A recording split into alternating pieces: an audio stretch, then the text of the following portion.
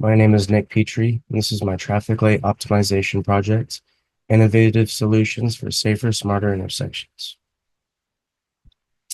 Our philosophy, the goal of this project is to improve urban traffic flow by developing a smarter traffic light system that dynamically adjusts to real-time traffic conditions and trends, while also having predictive measures from the data collected. The system prioritizes safety, efficiency, and sustainability by reducing congestion, enhancing flow, minimizing idle emissions. The core philosophy is driven by empathy for drivers, cyclists, pedestrians, and aiming to create a seamless commuting experience. Here's my recap of the design brief. We went over key features like the red lights blinking in the last couple seconds of the yellow phase to stop traffic from trying to run that yellow light. We have adaptive light changes based on key factors like weather, vehicle count, average speed.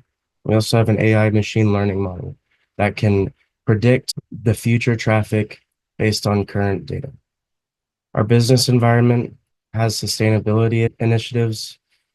Government worldwide are trying to reduce greenhouse gas emissions and improve air quality by prioritizing sustainable transportation systems. We're also seeing a movement towards smart cities and the integration of AI and real-time data analytics into urban infrastructure. This is becoming a key focus for municipalities. What sets us apart? We have a high demand for safer traffic systems and a growing focus on smart city infrastructure in the market right now. There's an opportunity for us to reduce delays during the peak hours and enhance safety at intersections. Our target customers are government and traffic planners. Our competitor insights, the standard systems have a fixed timing, lack safety features. The advanced systems currently in use are costly and lack synchronized safety mechanisms. The unmet needs that I believe I can fill are we have an adaptive safety first traffic management system, and it's also cost efficient implementation. The implications of this is that it will reduce accidents and congestion, and it will enhance traffic flow efficiency. This is a scalable solution for smart cities, and it's able to be integrated with the existing infrastructure. All right, here is a progression of my prototypes. So again, the design features, blinking red lights in the yellow phase, adapting to weather conditions for safety, and then the dynamic timing. The traffic lights adjust based on the real-time data to optimize flow. Our development phases, we had our initial circuit design. I did it in multi-sim, and I wanted to display countdown timers, but then I ended up using an Arduino Do. And then once that worked, I implemented the blinking red light feature and machine learning algorithms for predictive timing. So this is a view of the first multi-sim circuit. I did get it working, but it was a little too complicated and it didn't give me what I wanted visually. I wanted to do countdown timers too with this, but it was a little difficult. In my expert interview, they said that the countdown timers would take away from drivers' vision. So that's where I came up with this blinking red light feature. And now I have the Arduino Do incorporated into the breadboard, and we can see 4 strings of lights there mimicking an intersection. This is the AI machine learning model.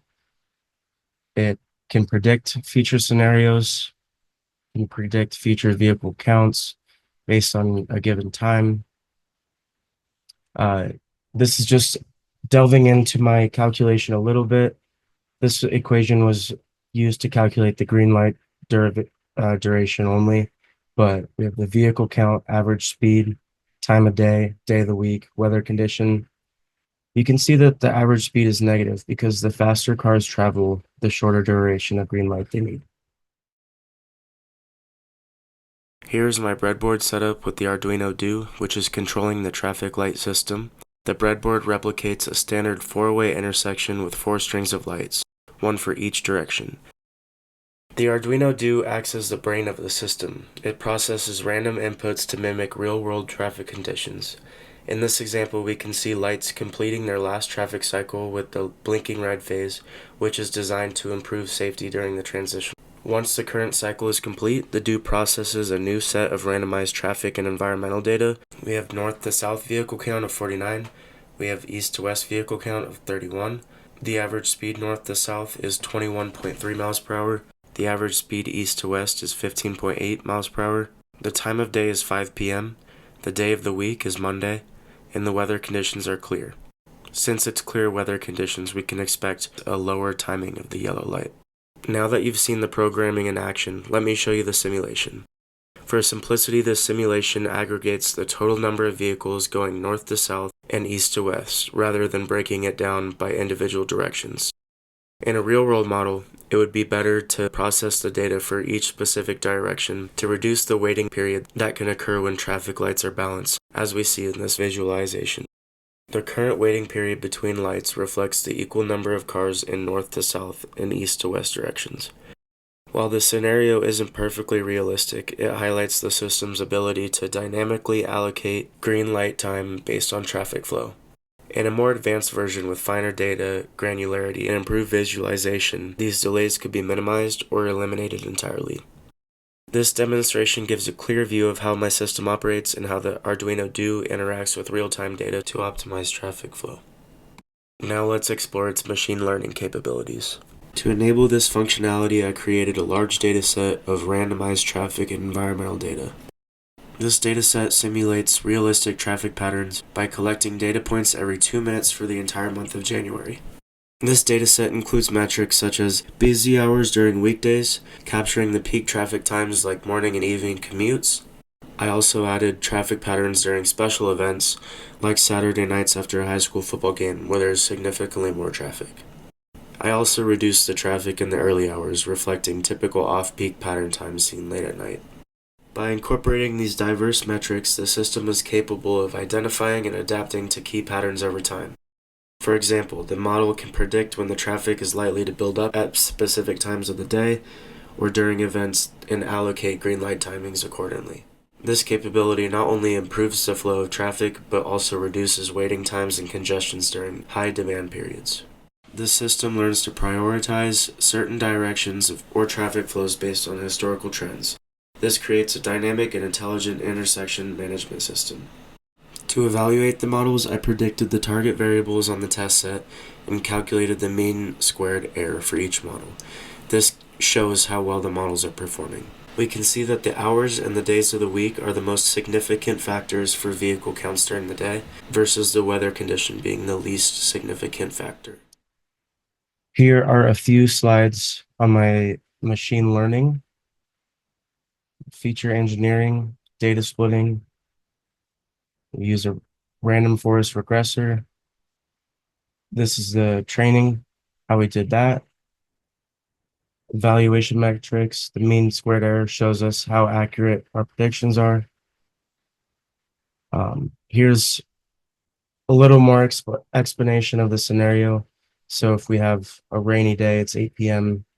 Saturday, it's a weekend, it's not a peak hour, then the output would give us predicted values, which is what we saw in the last part of the video. And then here's how it trains for the light durations. Some customer feedback we got, it was overall positive. People enjoyed the idea of having smoother traffic, and they also liked the blinking red phase so that they weren't running red lights, and it was just safer overall. They did suggest that I add pedestrian friendly features, and I agree with that. But overall, the reactions were supportive for improved safety and traffic flow. What would I do differently next time? If I was still doing this project, I would like to have more time so that I could do real world data collection, whether it's taking data from a website or doing it on my own. I would like to see if I could get a better understanding of how traffic actually flows rather than making my own data. I would like to have a better visualization of the system itself when the cars were going through the lights. I had to use PowerPoint for that because I'm not very good at video editing. Um, so yeah, I would like to do a system where the Arduino Do is better incorporated with that.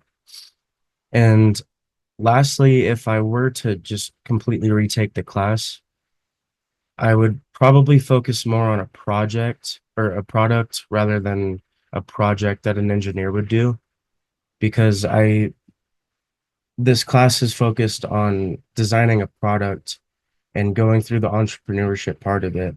And my project was more end user based and not consumer based. So I think next time I would like to do something more consumer based. Although my consumers are like governments and municipalities, it's hard to sell to those people. And this is a pretty big project for them to implement. Uh, yeah, that is it. I hope you like it. Thank you.